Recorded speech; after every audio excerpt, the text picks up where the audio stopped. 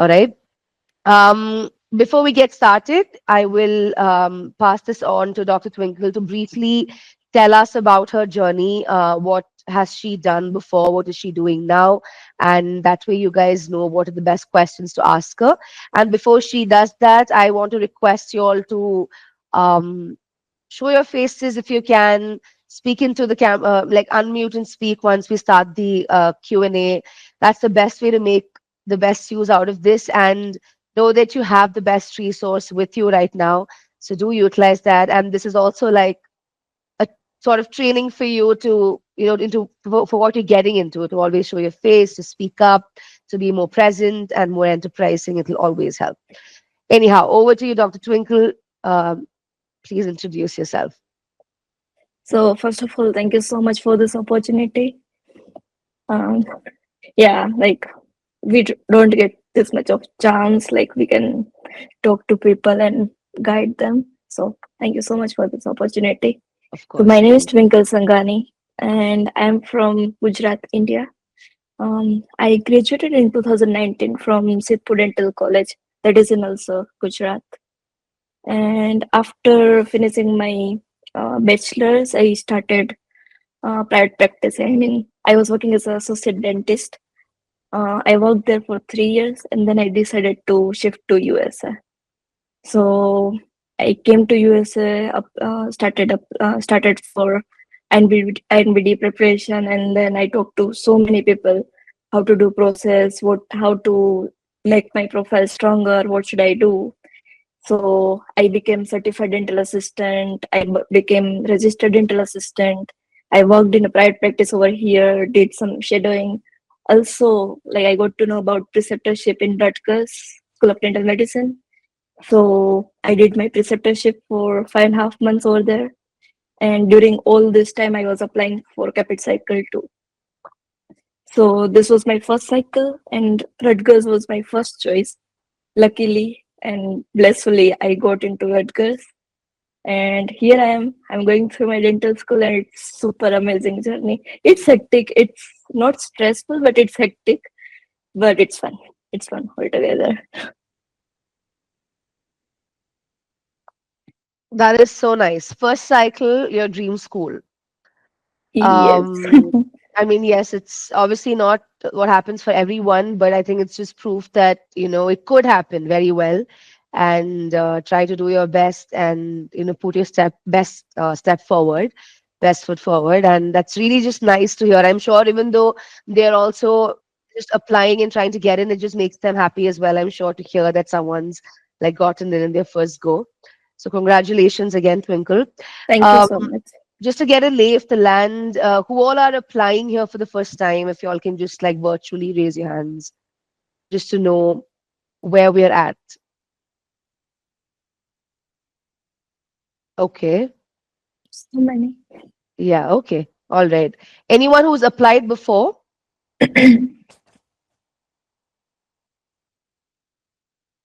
Or rather, okay. Okay. All right. Cool. Okay, so thank you guys. Y'all can lower your hands and then maybe show your faces. I'm a little pushy that way about showing faces. Nishanti will attest to it. But moving on, so we have gathered a few questions, Twinkle, through the sign up form that we had. So we will slowly move through one by the questions one by one, and eventually for everyone else here, this is mostly an interactive session. That's how our pathfinders go.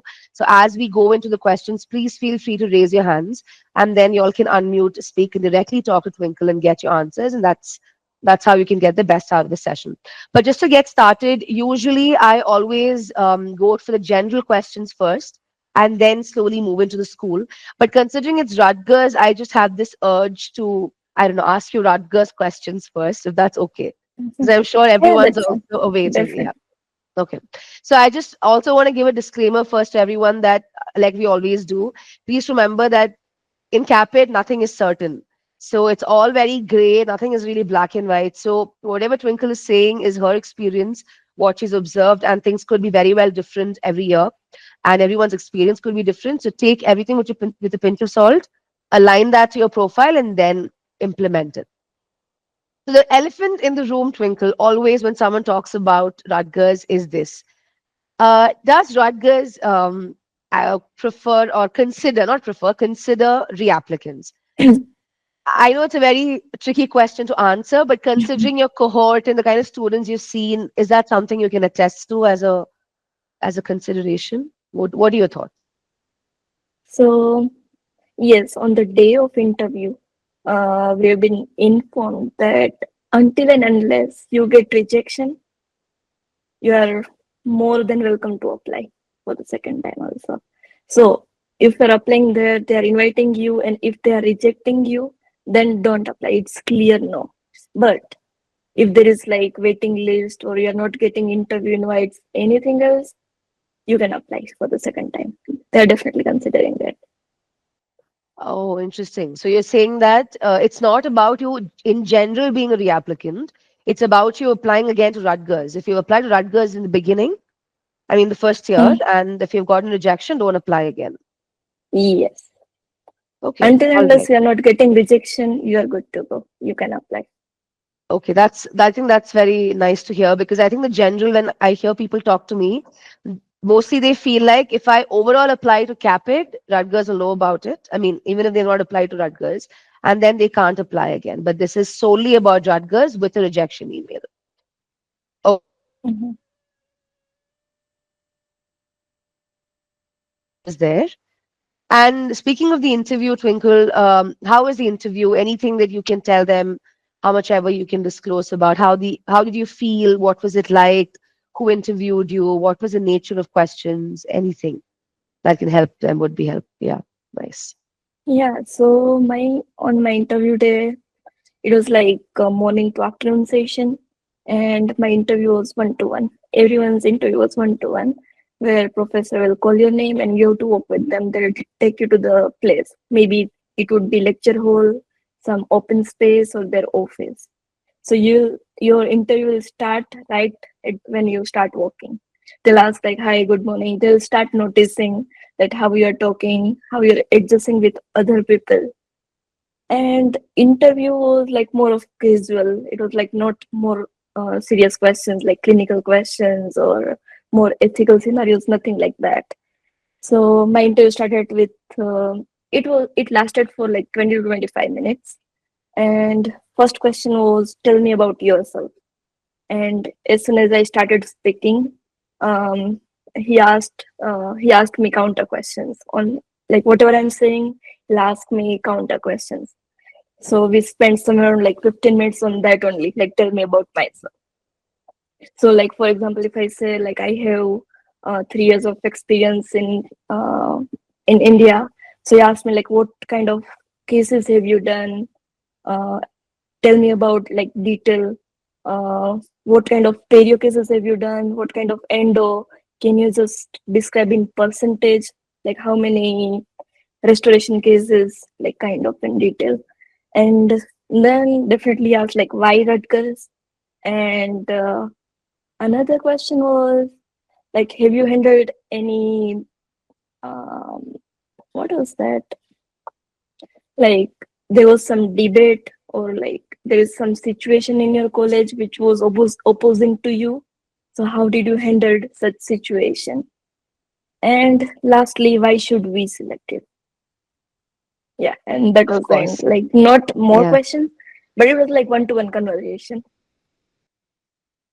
Okay, that's nice. I think this is like a good example to note for everyone here when like everyone goes into interviews thinking that they can be prepared for everything, and also a lot of people don't really focus on tell me about yourself when we coach people, we know that, but tell me about yourself is like the holy grail because that can branch out into a lot of things like how you mentioned.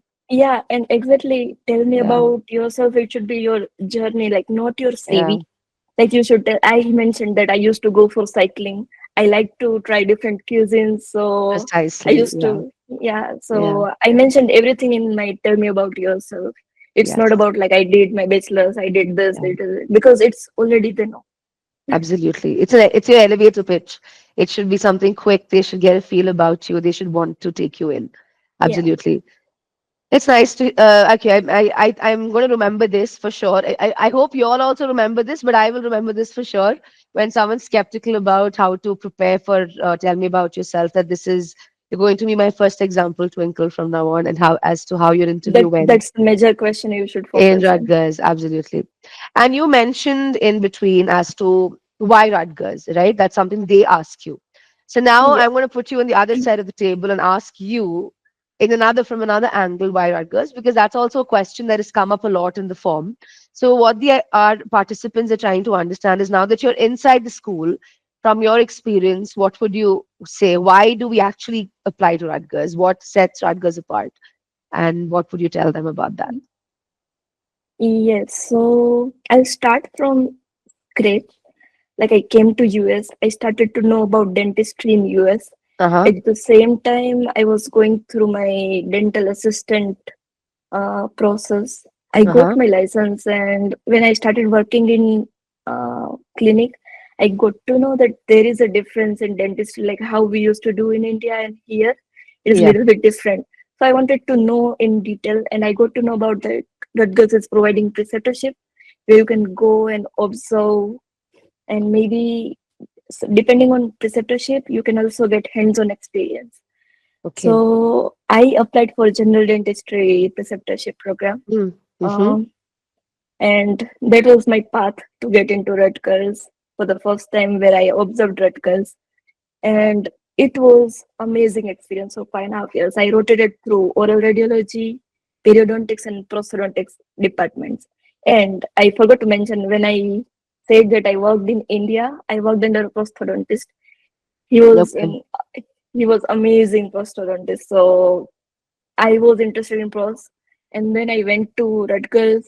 I again got chance to observe periodontics, prosthodontics, and even, of course, oral radiology. So I noticed that student to teacher ratio is really good, like it is 8:1. Patient exposure is really good. Rutgers is really clinically vigorous program. And plus, they're also Okay. focusing on, like, if you're interested in research, they're also focusing on research program. Plus, I noticed that I am interested in digital dentistry and student being a D3 and D4. D3 means third year and fourth year. Yes. They are doing complete dentures digitally, like you are taking Oh, impression using intraoral scanners, so it is digitalized. They're teaching you base, like how to interpret radiographs, but they're also teaching you how to interpret CBCT, computed tomography. So like starting from base to the high end, all the technologies they are teaching, plus patient rates is also amazing. I'm also interested in community outreach programs, which Rutgers says it is the largest provider in New mhm. Jersey area. So all these things I noticed. Plus, my husband is in New Jersey, so we were already in New Jersey. So Yeah. everything, but more focused, like I was more into clinical skills, and Rutgers has Mm-hmm. really vigorous clinical programs. So I decided that guys. Okay. I hope that you all have gotten something to sort of start off for your question at Rutgers when they ask you why this school. Because I feel like all this might be partly on the website, but hearing it from someone who's been there, done that, it's obviously testament to how it practically works on the ground. So it's always good to hear. Can we speak a little bit about what your cohort looks like, Twinkle? Like, there's something that we always ask in a Pathfinder to know what is your class like in terms of demographics. Are there people with masters, with no masters, nationalities? How would you describe them? So in my class, if I start with age range, it's huge. Like the oldest person is 51, 52 years old, That's and amazing. youngest one is 24 years old. Wow. So like we Okay. have huge difference, and but my colleagues are super amazing. Like, they're so friendly, and we are enjoying our time in our dental school. That's amazing. Um, yes, and so like Rutgers is a really diverse class. Uh-huh. There are multiple people, like um, Okay. they're from Egypt, Russia, Ukraine, Cubans, Mexicans, Indian, Pakistani, and plus we have multiple classes with traditional students, so also you can get interactions with them too. So overall, it is Okay. really diverse. And if I say academically, so again, if they have done masters back in home country, then they have done masters here in US. Plus, they have experience of like 20, 30 years. As I mentioned, that someone's age is 52 years, definitely Yes. they have more experience. Yes. Some of them are dental hygienists practicing for 10, 15 years in US. Some of them are dental assistant Oh, like me. wow. I also worked as a dental assistant. And so some of them are freshly grads. There are fresh grads So also. Okay. yes, fresh grads also. Like one of like I told you that one of the youngest person is 24, 20, yeah, 24, 23, 24. and Yeah. she graduated in 2023. This is Yeah. becoming a very hopeful call. I love how that the extreme ranges are really, really diverse. That's really nice to know. Yes. So Rutgers is diverse in all aspects. Yes, multiple aspects. That's nice. Yes. Oh, okay, interesting. All right. Um, anything else? So, another question was obviously about TOEFL, GPA, and such. If that is okay for you to share, like, how was your TOEFL? Is that um, like, how did you prepare for it? How did you improve your score? Any tips that you might have to give them is another question that came up. Yeah, So yes, I would say from my personal experience, I found TOEFL more difficult than INBD. Like I gave multiple times TOEFL, and finally I got my score whatever I wanted. But it was one of the difficult phase when I was appearing for TOEFL because there are four aspects. Like you have to get score like highest score in all four. correct. Whatever I tried, I get one like in one session I will get less score. Okay. So eventually I got my score, but for TOEFL score, when I applied, I had really less score, so I couldn't apply to multiple schools. But later on, I improved my score somewhere in June, mid June. But And then it you applied. by that time, no, actually I applied in end of April, and my supplemental Okay. applications were done by initial May. Okay. But I couldn't apply to all the schools, which is like more requirement for TOEFL score. But then I improved my score in June, and then I wanted to apply to few schools, but by that time I missed deadlines.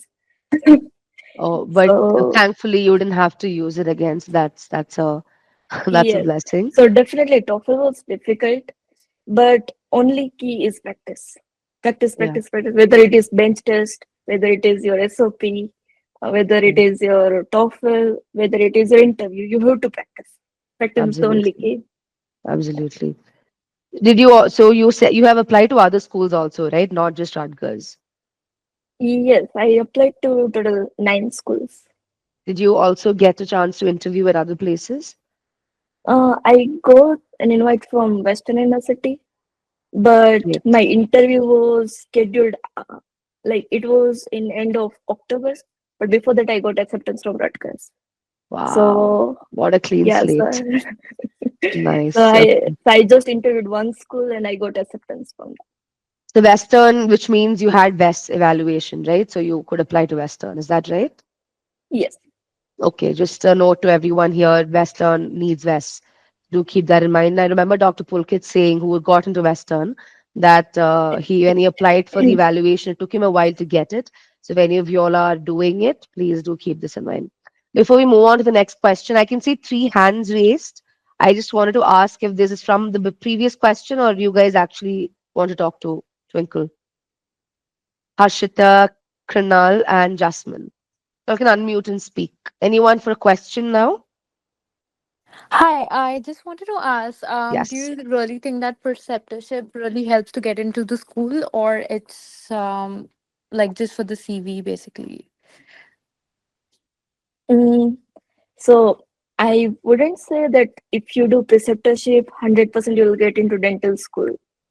So if I say from my experience, with me, there were some around like 15-ish people during my preceptorship because Rutgers have multiple preceptorship, not just general dentistry, but there are multiple departments, and we were total of like 12 to 15 people. and it's not necessarily that you will get invite or you'll get acceptance. But when I did my preceptorship, I gave my best. That I used to, like, I was expected to be there by 10 o'clock because clinic starts at 10 o'clock. But I always made sure during my 5.5 months that I will be there by 8 o'clock, no matter what. And even though when we are in clinic, you're supposed to leave by 3, 4, but I will make sure that I'll be there at 5. If I am in school, I'll utilize my time at my best. And even I got chance to attend multiple CE courses at that time. I attended those CE courses to expand my knowledge because it is saying that you don't know anything about any topics, but you sit there in lecture, definitely you're gonna get some advice or anything like knowledge. So definitely preceptorship, you are doing it, give your 110%. Like whichever department you are allotted to be there, give your 100%. If you are supposed to do some research program, join it, you can finish that. So yes, if you're doing preceptorship, it's not guaranteed that you'll get admission, but maybe it would be helpful. Thank you. You're welcome.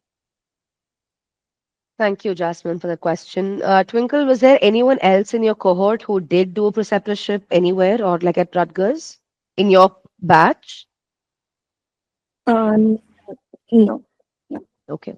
not in my I batch. think I think that sort of, yeah, like you said, defines that it is definitely an add-on for sure. But like you said, you Yes. can not be So sure. basically, But I love how you utilize the. I'm sorry, but like the time, because any opportunity you have, yeah, and you also said something else earlier, which is you from the time you were walking to the room, your interview had started. So all these are like small things, guys, but very, very significant. It's true that whenever you step into a school, you're being exactly. evaluated 100%.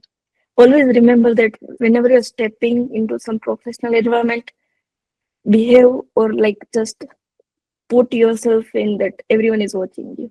You are being Absolutely. observed. Yeah. And at some And point, I feel like you all should. Sorry, were you saying something, Twinkle? just do your best, whatever you can. Just Absolutely. show that you are dedicated to dentistry. That's what they want because what they're looking for is a good person. At the end, like they are there. Like you are repeating your bachelor's, you are doing third, 4 year. Of course, like it depends how many months of program is they are teaching you, but at the end they want is a good person because they are there to teach you skills. They want just good person who is dedicated towards the industry. Absolutely.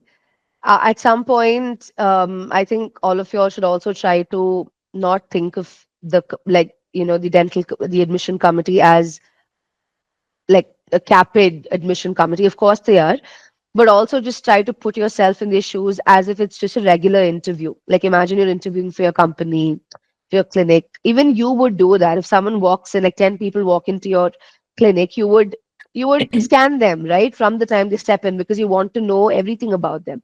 So similarly, remember that they will also be doing that for you, absolutely. And something that Twinkle said about just they're looking for a good person, like even just us in the team the other day we were talking about this applicant, and I was just telling, I don't know if Meenakshi is here, but yeah, she's here, our head coach. So we were just talking to each other and we were like, we want everyone to get in, but just in our heads is one person that you're talking about. She's a very kind and very open to learning person. So we are also conversing between each other saying this person should just get in because their cohort will be better if they are in. So that's Mm. also the general, it's not just us. I mean, if we're thinking like this, obviously the schools also want like nice people who are ready to learn, ready to unlearn, ready to be a part of the cohort very nicely and gel in. So these are like finer things that, they will definitely be looking for. Moving on to the next question, Dr. Harshita, were you also having a question in mind? Hi, friend. No, I didn't have a question. I was just responding for the reapplicant question. Okay, I will lower your virtual hand then. Yeah, Thank thank you. you, Dr. Madhuri Patel. Hi, how are you? Hey. Well, So I just have a question like what to give answer when they ask why we choose you? What is unique in you like? Yes, so that is like very personal and specific question, and you have to find qualities in yourself.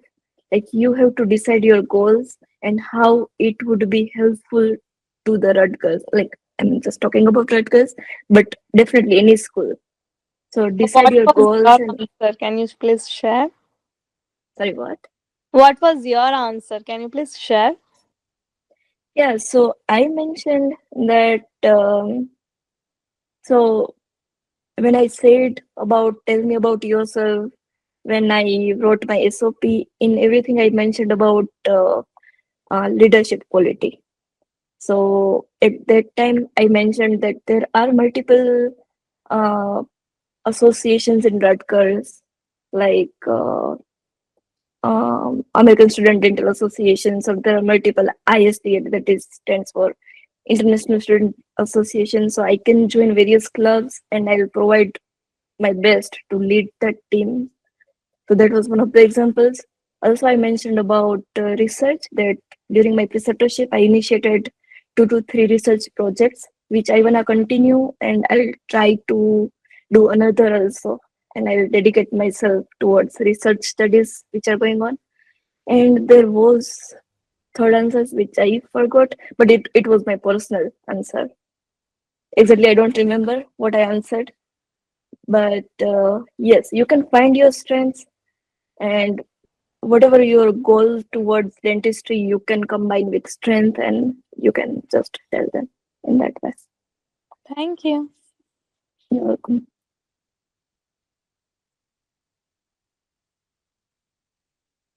Flynn, I think you're mute. I've been using this for like 3 months now and I still forget. I'm so sorry. Okay. Okay. So, yeah, so to sum it up, you find your qualities or strengths and match it with the spirit of Rutgers or with their programs and initiatives. And that's the best way to give a very specific answer. Thank you, Twinkle. We have Dr. Jasmine with another question, I think.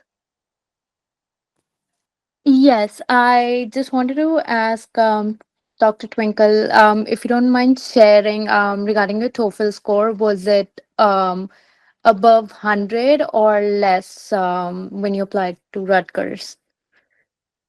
So when I applied to Rutgers, it was below 100, but then I said that I improved during mid-June. At that time, it was above 100. Okay, so you gave another TOEFL exam and submitted the new Yeah, because score. I don't, yeah, at that time I don't want it to be late. So I applied to all the schools which I can. And then later on, I decided to improve it and then send it to all the schools. So what you can do is, like, if you're struggling with TOEFL, you can apply as of now, because it is like I know that many schools are really vigorous about their interview calls. So you can apply earlier, and later on, whenever you can improve your TOEFL score, you can just send email to them. Even though if you apply update on CAPID, they will get notification. But to be on a Mm-hmm. safer side, you can just send them email. Okay, so if someone has like over 95, they can still Yes, apply and try improving the score. yes, I did the same. Yes. Okay, thank you so much.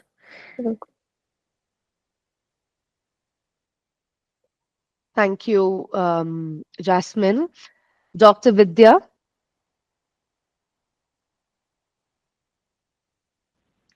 Hi, doctor. Hi. How are you? Yes, I'm good. How are you? I'm good, thank you. So, just a quick question regarding research. So, how important is research experience for Rutgers? Mm, so, frankly speaking, initiated research program, and in India, I had zero knowledge about research. So, I was really excited about starting it and doing it.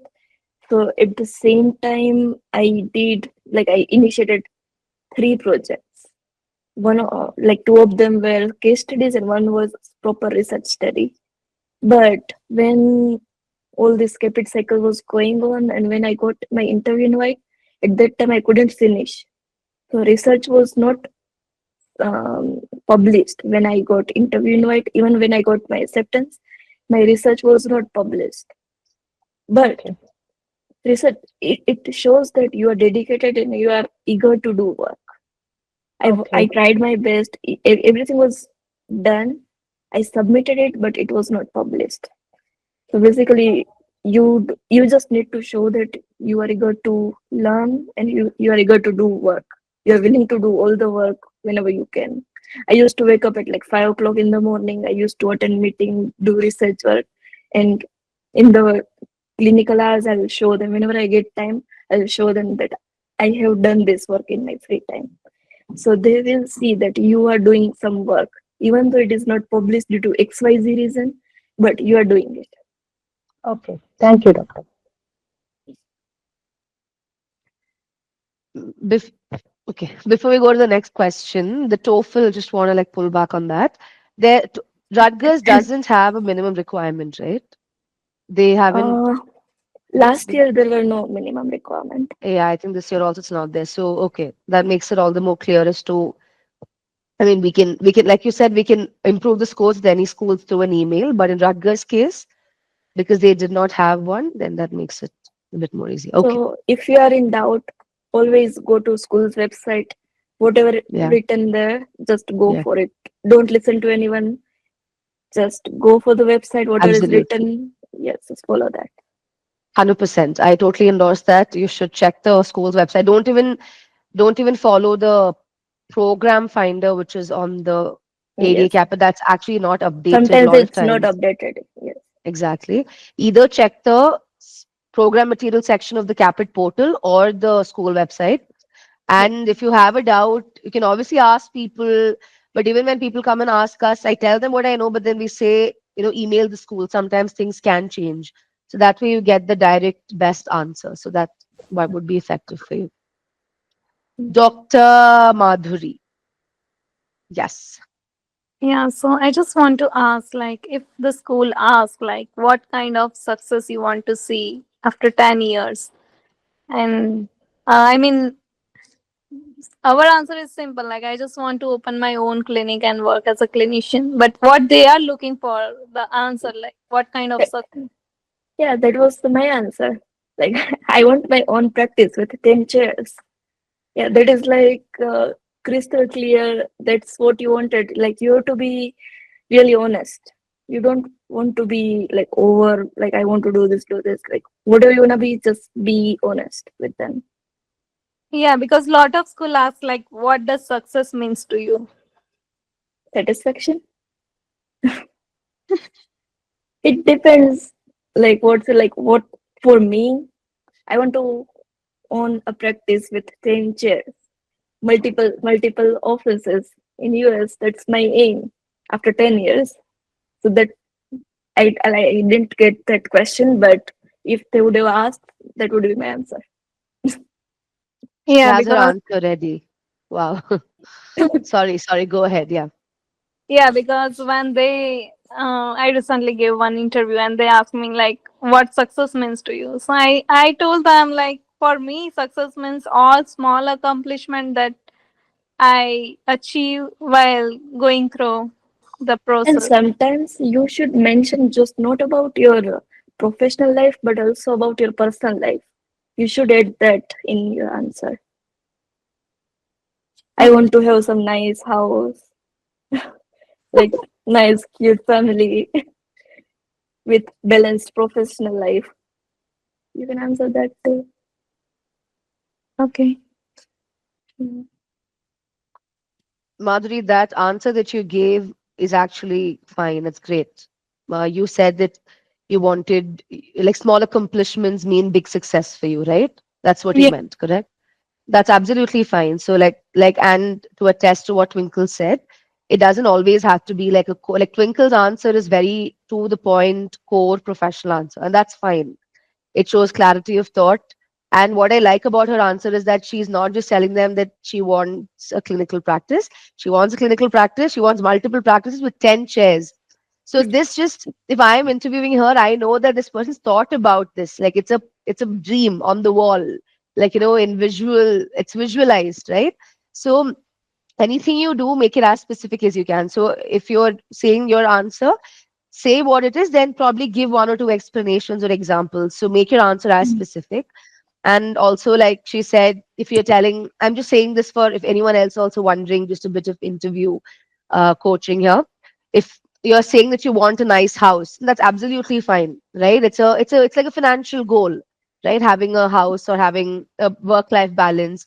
So the key is to not just say one statement and leave it there, because if you just say, I want a nice house, then the person is still wondering where are they coming from? Is it just in vain? Is it just vanity? Or is it just lifestyle? Or is it because they want their family to be secure? Is it always been a goal because growing up they didn't have like maybe a lot of space? So, like both Twinkle and I might want a good house in the future, but our reasons might be different, right? Maybe I just want comfort. Maybe Twinkle grew up without a lot of space, so she wants it. Maybe Meenakshi wants her children to be secure. So you should tell them what you're thinking behind that one statement, and that's how your answer becomes your own.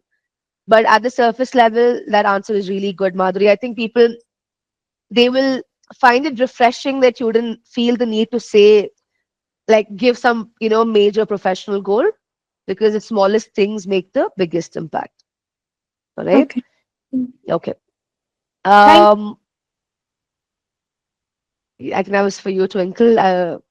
She says thank you. Dr. Harshita, you can unmute and speak. Thanks. Twinkle, you just mentioned about research, but I think you got the opportunity to do research in US after taking the preceptorship. Is there any other way, like without joining the preceptorship, you can actually reach out to schools and start some kind of research work, or that's not possible? Um, Maybe I'm not sure how to answer this question, but like it depends. Like few studies involves IRB, means it is like some professional things you have to take training, and schools has to enroll you for that study. So such kind of studies you can't do, but you can always approach students of that school, and you can ask like if you're going to do some research, and is there any way that you can help just to write things, maybe abstract you can help with. um, that way maybe you can ask some students, but I don't have idea like otherwise how to do that. So But well, on yeah. Sorry, you were saying something? yes, only way is just whenever you get chance, just ask people. So while you were doing your preceptorship in Rutgers, like you had access to research, like Yes, yes. okay, So like if you're doing research, sorry, you're doing preceptorship, means they're enrolling you as a student. okay. So yeah, you get opportunity to do that. But preceptorship is maybe like just few months, right? So if you're not able to complete the research, is that fine? Like yeah, that's fine if you can't do that, but it depends again. Like as I said, like few schools have some requirements in which they want you to be in school. So Mhm. during, like whenever you are in school, meantime if you finish the study, it's good. But if you can't, then you have to leave it. Okay, got it. Thank you. Yes.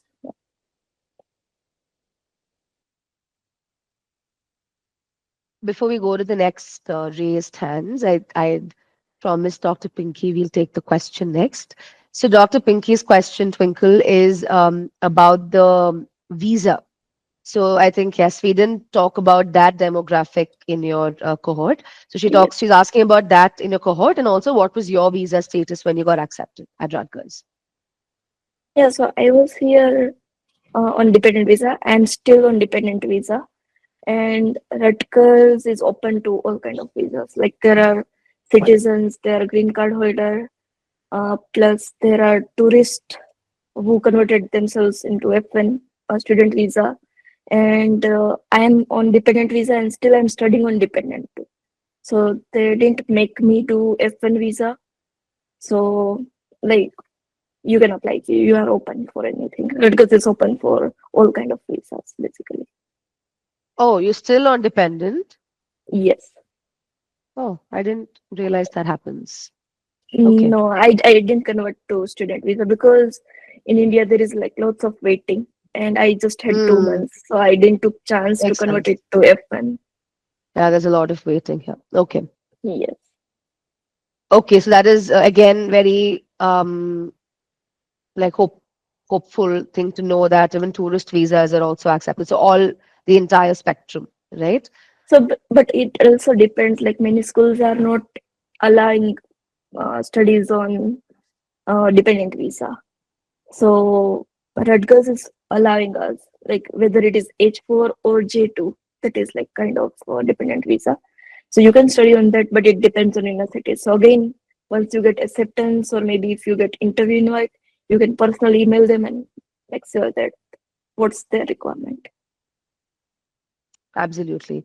And since Pinky asked this question, something just came into my mind, which is also about the loan situation. Did you have a co-signer, if that's okay to disclose in the country? Yes, I do have co-signers, but Okay, there are 2 to 3 platforms which are giving loans without co-signer, but you really get higher interest rate. So it's correct. better if you have co-signer. Are you talking about Prodigy, Empower, and all? Yes, Prodigy Okay, Empower, okay, College yeah, they Avenue. do. Yes, they do give higher rates, and also those places don't really cover your entire tuition and not all living expenses. But then once you negotiate, maybe something could work out. But you had a co-signer, so it was, I'm sure, an easier process. And that's nice. Yes, and it is also like semester wise, so you don't Ah, definitely ask someone to do like whole dental school fees. You can go. do like you can part in semester wise. Okay, that's convenient. Yes. Okay, so Dr. Pinky, I hope your question is answered there. Next, we have another question. Dr. Shweta asks. She thanks you for taking out your time and helping Mm, them. And can that's you nice. please elaborate how you got the research opportunity? I think you already spoke about it, right? Rud, Yes. Yes, you like want to during my sum it up? preceptorship. Yeah. Yes. So like during my preceptorship, I was posted in radiology department and I knew that I wanna do research, I wanna initiate. So I approached faculty and luckily she was doing research. So I asked like, can I join it? It was that simple. Yeah. And she allowed me and then I started. Nice. I think, and also someone else was asking about this earlier. So the answer is also a bit in what Twinkle has been basically saying through this entire Pathfinder, which is those minor, smaller details. You know, when you go early to your school, when you come back later, you meet people. When you go that extra mile, you also network a lot, which your other people might not be getting an opportunity. You're probably walking out of the school, maybe some faculty notices you. So every time you network and collaborate, there is a chance to always I know this feels like you're just like shooting blanks, which is correct, but that's just how it is, right?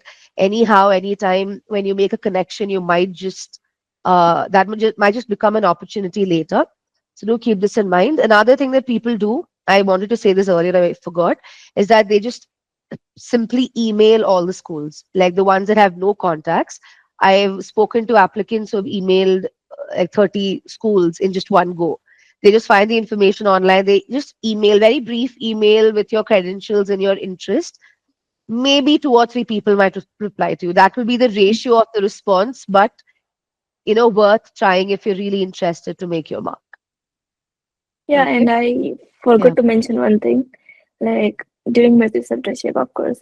So when you are getting some opportunity to enter into professional environment, it's not just that you are supposed to observe, assist, but at the same time, you get chance to interact with current students. So just Absolutely. talk with everything, like Yes. what they are experiencing, what's their experience. You get to know a lot about them, like what is the situation in school. You will get to know more about that current whichever school you are going through. So just talk with everyone, not just professors, not just students. Talk to everyone, staffs. Like once you're entering from there, talk to receptionist. Like you get multiple information from different aspects. So always talk open to all the environment, all the aspects. I'm loving this. Absolutely. These are very, very, I like how she is dropping these very subtle bombs, but which are like very, very important, things to note. And these are life skills, honestly, like, just meeting people, talking to them, and the skill of using your stories in conversations.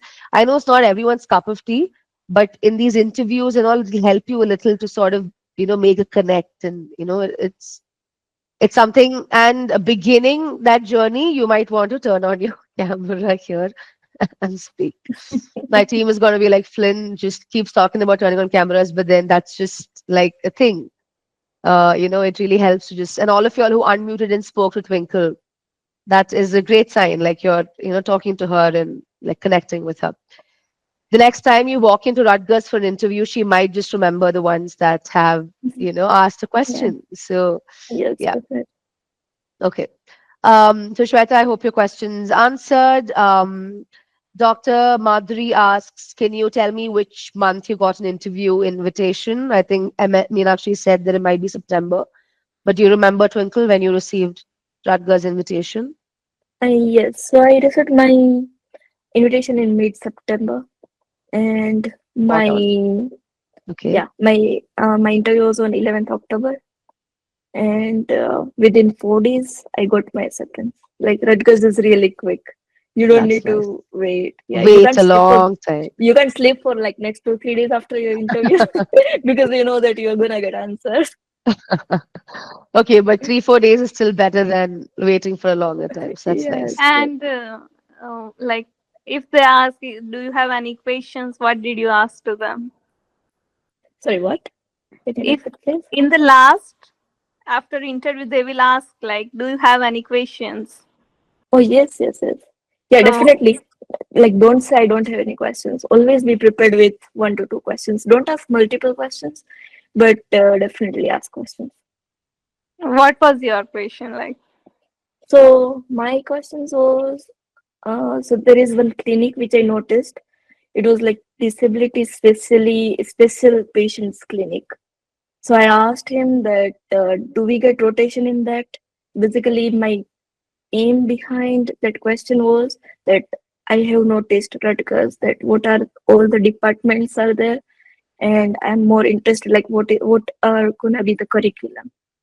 Second, my question was, how is your experience with international students? Okay. Nice. There's something that I think it's Krupa, one of our interview coaches. She often tells us and the applicants that sometimes you should just put the ball in their court because they've listened to you speak for so long. Now you give them a chance to speak, which makes sense. And that's what you did. You asked what is your I mean, you would have wanted to ask what is your experience with international students. That gives them a chance to reminisce, to speak, give Yes. you 2 cents of theirs, which is good, which is nice. And you can also listen and like not talk and hear from their experience. Or maybe you can just ask about themselves, like how is your experience with Yes, a specific school? Mm, absolutely. okay, thanks. Thanks, Madhuri. Um, there's also so another two things that we didn't really, I mean, we covered but not fully is GPA and INBD. So there's Dr. Krinal and Dr. Nitya who's asking in your cohort, um, or like, do you think in Rutgers there's a chance of getting accepted if your GPA is around 3.1 or let's say below 3.1 or has multiple INBD attempts? Do you have any idea on this? Uh, I don't have much idea about GPA, but when I was applying my like during my CAPID cycle, I heard that Rutgers are accepting 4 out of 4, like not less than that. Like yours should be like 3.8 or more than that. But personally speaking, it's not true.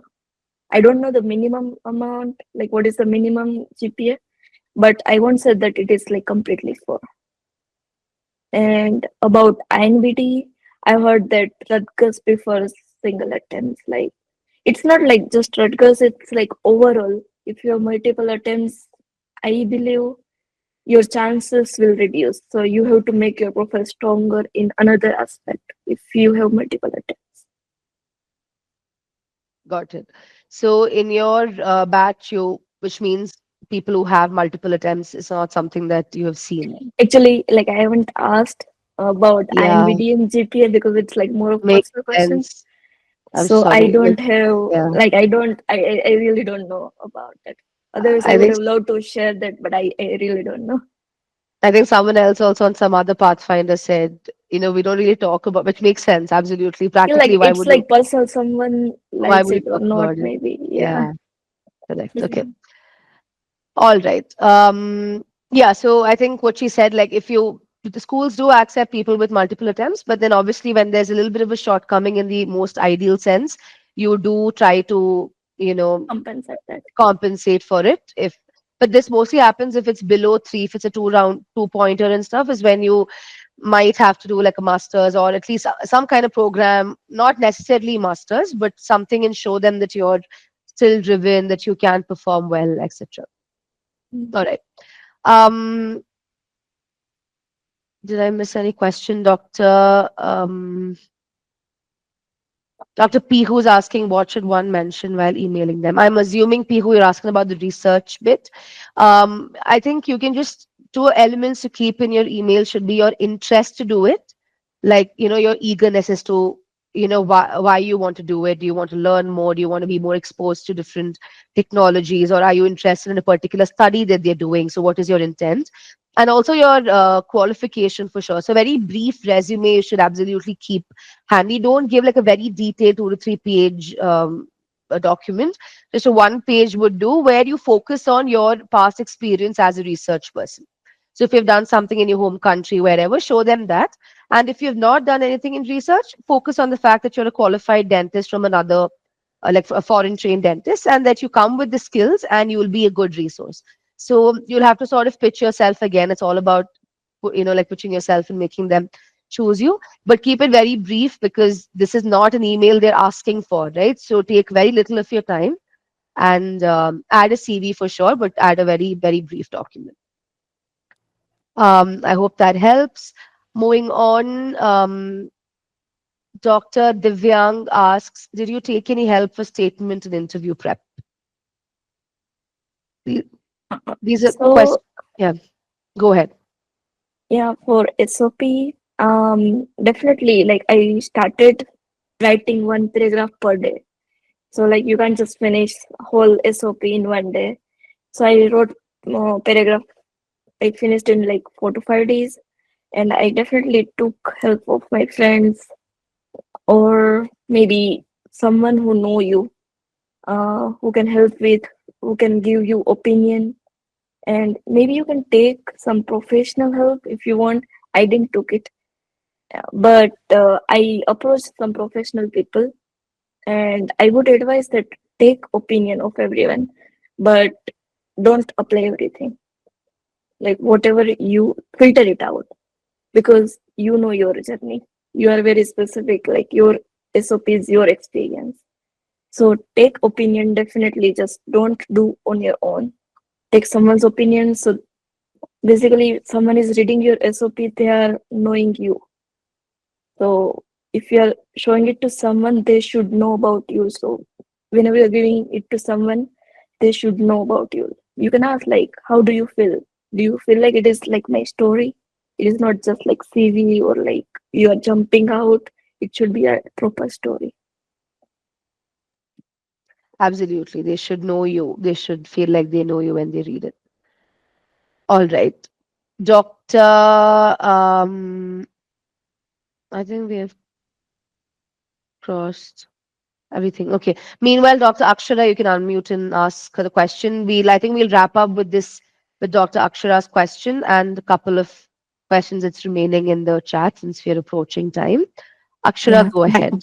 yeah. Yes. Thank you so much, Meenakshi, Flynn, and Twinkle. It was lovely hearing from you guys. So quickly, I wanted to know that what is the best combination of LORs? Like I do know that schools mention that they need specific LORs, but in general, if you were to recommend, what is the best 3 or 4 LORs that you should include in your application? So as far as I know from previous cycle, you most of the school prefer one LR from your dean, one LR from your professor. Many schools is that requirement. So one from dean, one from your professor from dental school, where you have done your dental school, and third one should be from whether you have done private practice or if you have done observation.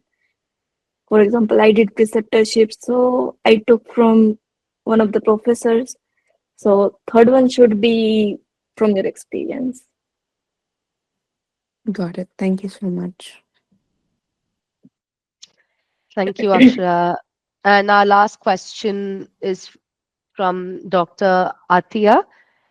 Yes, we did discuss this. We discussed that in the beginning, which was about reapplicants. What Twinkle said is that Rutgers did tell them when they went for the interview that if they have applied once to Rutgers and if they've gotten a rejection email before, then it's wise to not apply because that means the school has made their choice.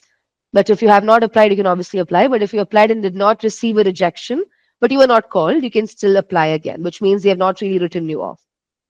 So that's what Twinkle shared in the beginning of the call.